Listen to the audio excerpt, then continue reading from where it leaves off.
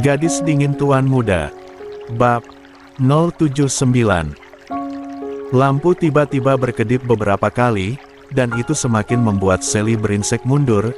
Tubuhnya sudah berkeringat dingin, badannya semakin lemah. Melihat itu, Rahmi langsung mengembalikan keadaan.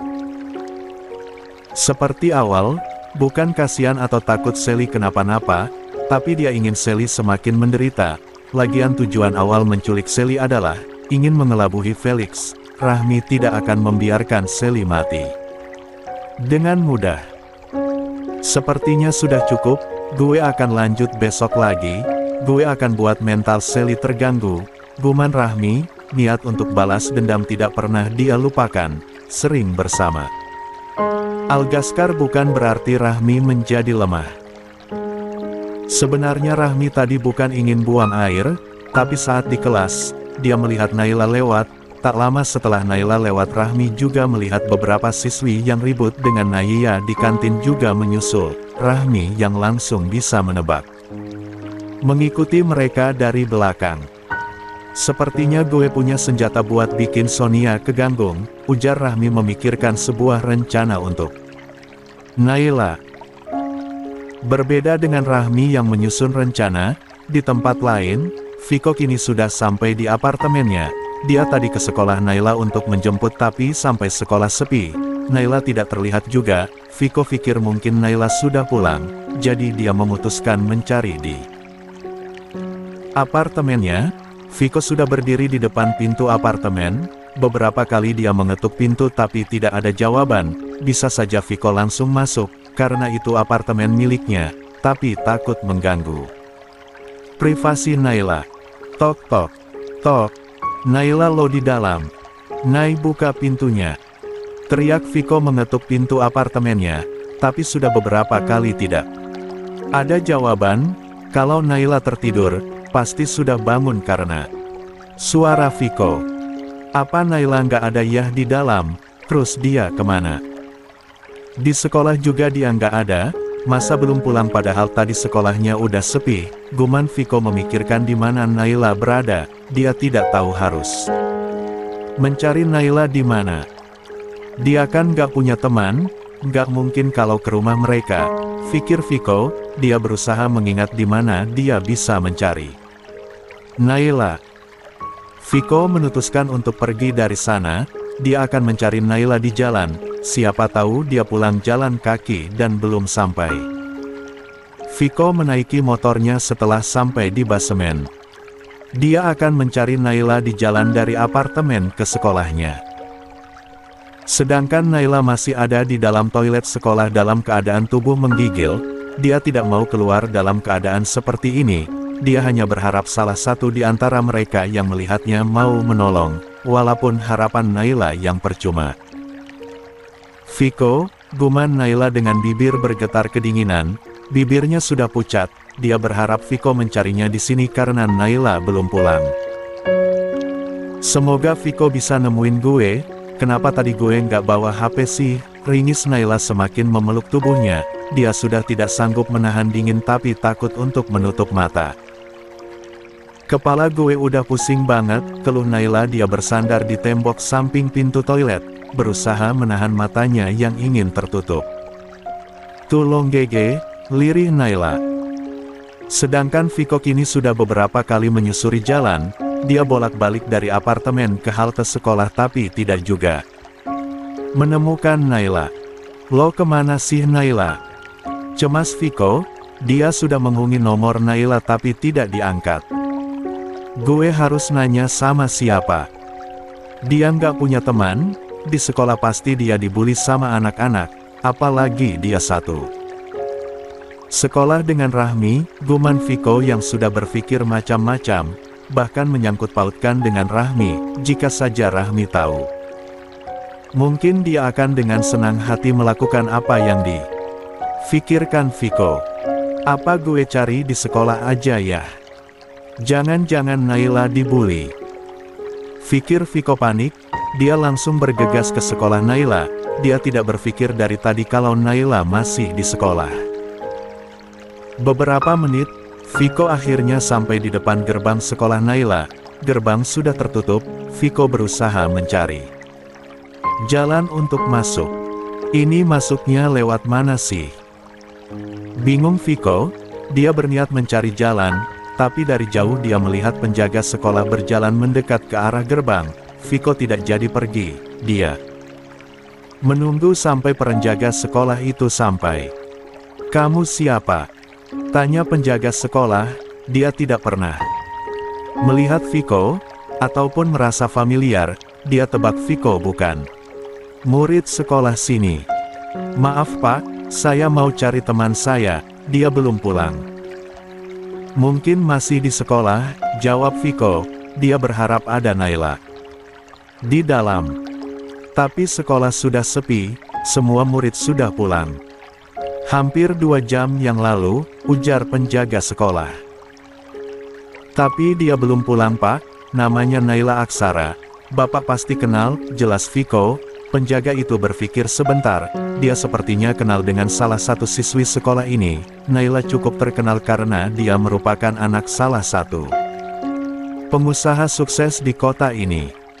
"Saya tahu, tapi masa dia belum pulang?" tanya penjaga. Itu tidak yakin. "Belum Pak, makanya saya kesini, karena saya sudah mencari ke semua tempat tapi dia tidak ada," jawab Viko. "Ya sudah, mari ikut saya, kita cari di kelasnya dulu," ucap penjaga sekolah itu lalu berjalan, diikuti Viko di belakang. Mereka berjalan ke arah kelas Naila dulu. "Ini kelasnya, kita periksa di dalam dulu," ujar penjaga sekolah itu, membuka pintu yang sudah terkunci. Ceklek. Mereka masuk, memeriksa ke penjuru kelas untuk mencari Naila, tapi tidak menemukannya. "Nggak ada Pak," ujar Viko. Viko melewati toilet, dia melihat tulisan toilet rusak. Viko berhenti berjalan, dia penasaran dengan toilet itu. "Pak," panggil Viko, penjaga sekolah yang sudah berjalan di depan berhenti, dan berbalik. "Iya," jawabnya. "Toilet ini rusak?" tanya Viko. Penjaga sekolah itu berjalan mendekat, dan melihat tulisan di pintu toilet. Dia terlihat berpikir sebentar. "Saya tidak tahu, tapi saya tidak mendapat laporan bahwa salah satu toilet di sekolah ini rusak," jawab penjaga sekolah itu cukup bingung. Dia juga baru sadar toilet ini rusak. "Jadi toilet ini tidak rusak?" "Saya tidak tahu," jawabnya karena memang tidak tahu. Viko langsung saja membuka pintu toilet, dia masuk dan memeriksa seluruh bilik toilet. Dia tidak menemukan apa-apa. Saat berniat keluar, dia melihat Naila bersandar dengan keadaan basah, dan muka pucat, baju seragam sudah hilang entah kemana. Viko yang melihat keadaan Naila langsung membuka jaketnya dan menutupi tubuh basah Naila. Naila, apa yang terjadi sama lo?" guncang Viko. Dia menepuk wajah Naila mencoba membangunkan. Dia bisa merasakan tubuh dingin dan menggigil Naila. "Ada apa Den?" tanya penjaga sekolah masuk ke dalam toilet. "Astaga, ini kenapa?" Kaget penjaga sekolah melihat Naila sudah tidak sadarkan diri. "Pak, dia pingsan, tubuhnya sangat dingin," ujar Viko langsung mengangkat tubuh Naila ke dalam gendongannya dan membawanya keluar. "Astaga Den, kenapa bisa seperti ini?" tanya penjaga sekolah itu prihatin dengan keadaan Naila. "Saya juga tidak tahu Pak, saya boleh minta tolong? Pesenin taksi Pak," pintu Viko yang diangguki penjaga sekolah itu. Setelah taksi datang, Viko membawa Naila ke rumah sakit, motornya akan diurus oleh temannya. "Pak, ke rumah sakit," pinta Viko. Taksi langsung melaju menuju rumah sakit. "Tak, Algaskar sudah sampai di mansion Gutama." Dia langsung masuk dan mencari sang mama. "Mah," panggil Algaskar. Tak lama sang mama keluar dari dapur dan menemukan Algaskar yang baru datang. "Ingat pulang juga kamu? Mama pikir kamu sudah lupa sama mama," omel Kinan saat baru lagi bertemu dengan sang Putra semata wayangnya. Maaf mah, makanya mama nikahin Al, balas Algaskar. Tidak nyambung. Kalau mama nikahin, kamu mungkin tidak akan pulang lagi. Awalnya mama mau menikahkan kamu, tapi setelah mama pikir lagi, lebih baik kamu tidak usah menikah, karena kamu sudah tidak pernah pulang lagi. Canda Kinan, dia ingin mengerjai sang putri Al sedikit. Mah, apaan sih, kok gitu? Bentar lagi Al ujian, setelah selesai, Al mau nikah, ujar Algaskar tidak terima, dia sudah tahan tidak menikah sampai lulus, masa harus dibatalin lagi? Siapa suruh nggak mau pulang? Mama udah kasih tahu papa sama Kak Mando, kalau pernikahan kalian batal. Kinan semakin membuat Algaskar kesal, jarang-jarang melihat anaknya itu bersikap begitu, biasanya hanya muka datar saja. Mama mau punya cucu sebelum waktunya, tanya Algaskar santai, tapi tidak pernah main-main dengan omongannya.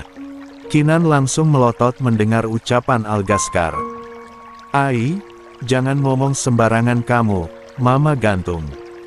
Kamu kalau berani macam-macam sama putri mama, omel.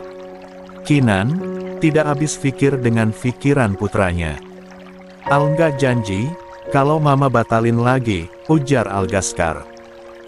Huf, terserah kamulah, mama pusing. Semoga Rahmi tidak stres punya suami kayak kamu, lelah Kinan menghadapi sang anak.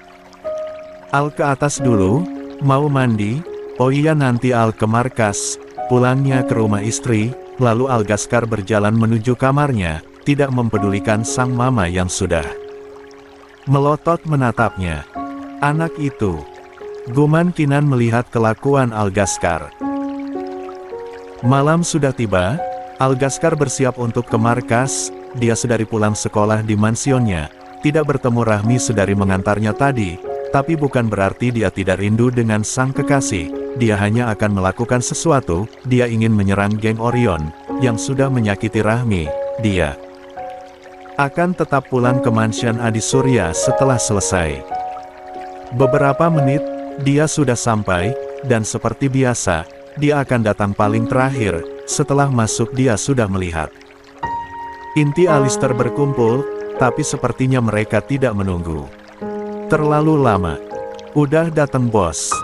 Tumben cepat, cetus Romeo, karena yang lain baru datang. Tak lama Algaskar juga datang. Algaskar hanya berdehem, lalu duduk di kursi. Kita serang kapan? Tanya Raka saat Algaskar sudah duduk. Seperti biasa, jawab Algaskar. Masih ada beberapa jam, gue boleh keluar sebentar nggak? Izin Raka, mereka sudah menyusun rencana, tinggal mempersiapkan anggota, jadi masih ada waktu jika ingin keluar sebentar. Lo mau kemana? Tanya Romeo. Kepo lo, sinis Raka, kemudian menatap Algaskar. Kembali. Balik tepat waktu, jawab Algaskar. Oke, thanks, gue cabut dulu. Raka langsung berdiri dan keluar dari markas. Mau kemana?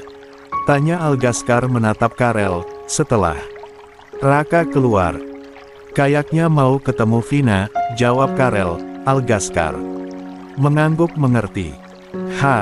Siapa? Raka? Tanya Romeo tidak mengerti. Lo diam aja deh, bukan urusan lo, jawab Karel pedas. Romeo dibuat melotot dengan jawaban Karel. Sialan lo, kesal Romeo, dia memilih bermain ponsel saja. Daripada meladeni Karel, yang pasti cuma bikin sakit hati. Begitupun dengan Algaskar, dia menghubungi sang kekasih, Rahmi yang ingin tahu apa yang akan Algaskar lakukan. Terpaksa harus Algaskar jawab. Algaskar mengatakan yang sebenarnya, bahwa dia akan menyerang Orion, dan membalas mereka karena menyakiti sang kekasih. Sedangkan Bara bertugas mengarahkan para anggota yang akan ikut, dibantu oleh Karel. Masih banyak waktu jadi mereka masih santai. Anggota Alistair juga tidak banyak yang ikut, hanya beberapa, karena mereka juga tidak akan menyerang Abyss Orion, hanya mereka yang terlibat. Menyerang Rahmi. Al, aku boleh ikut perang nggak?